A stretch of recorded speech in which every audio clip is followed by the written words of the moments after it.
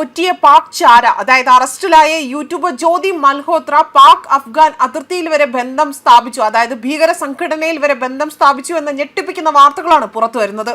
ഇതോടുകൂടി തന്നെ പാകിസ്ഥാനെ രഹസ്യമായി സഹായിച്ചതിനും രഹസ്യ വിവരങ്ങൾ പങ്കുവച്ചതിനും ജ്യോതിക്കെതിരെ പോലീസ് പിടിമുറുക്കിയിരിക്കുകയാണ്.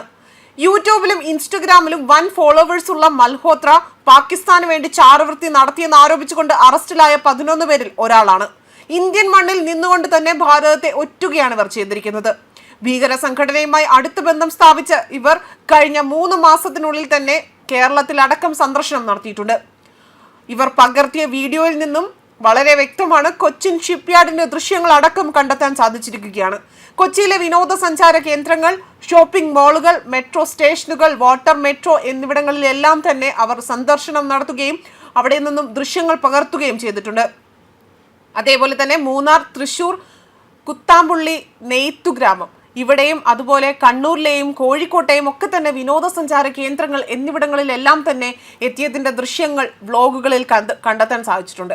ഇതിലൂടെയൊക്കെ നമുക്ക് മനസ്സിലാക്കാൻ സാധിക്കും ഇവർ കേരളത്തിലും മറ്റൊരു സ്ഫോടനം നടത്താൻ വേണ്ടി പദ്ധതി ഇട്ടതിൻ്റെ ഭാഗമായാണോ സന്ദർശനം നടത്തിയത് എന്നത്.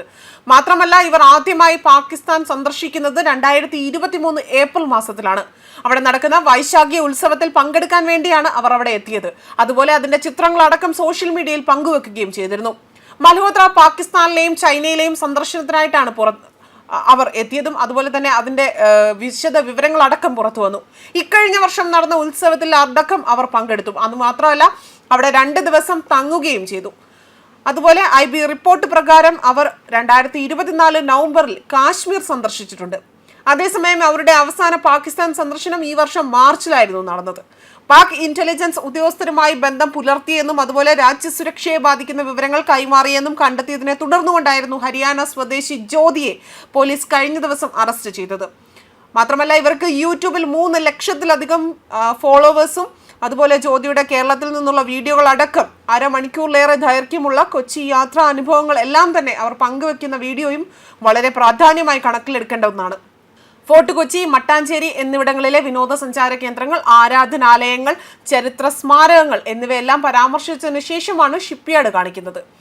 മൂന്നാർ അതിരപ്പള്ളി യാത്രയെക്കുറിച്ച് 2 വീഡിയോകൾ ഇവർ ചെയ്തിട്ടുണ്ട്.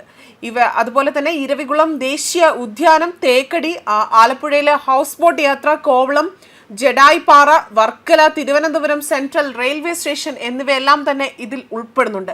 ഇതെല്ലാം ഒരു വ്ലോഗായിട്ടാണ് ഇവർ ചെയ്തിരിക്കുന്നത്.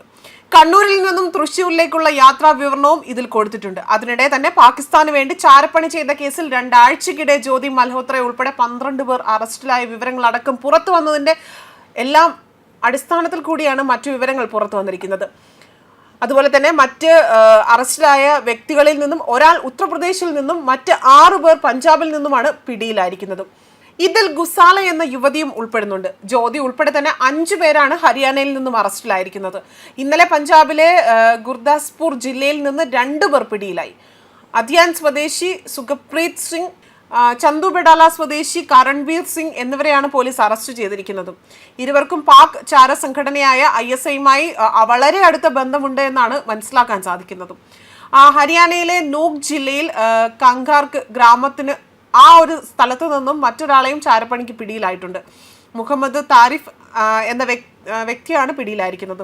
സൈനിക നടപടിയുടെ വിവരങ്ങൾ പാകിസ്ഥാന് ചോർത്തി നൽകിയതായാണ് ഇയാൾക്കെതിരെയുള്ള കുറ്റം.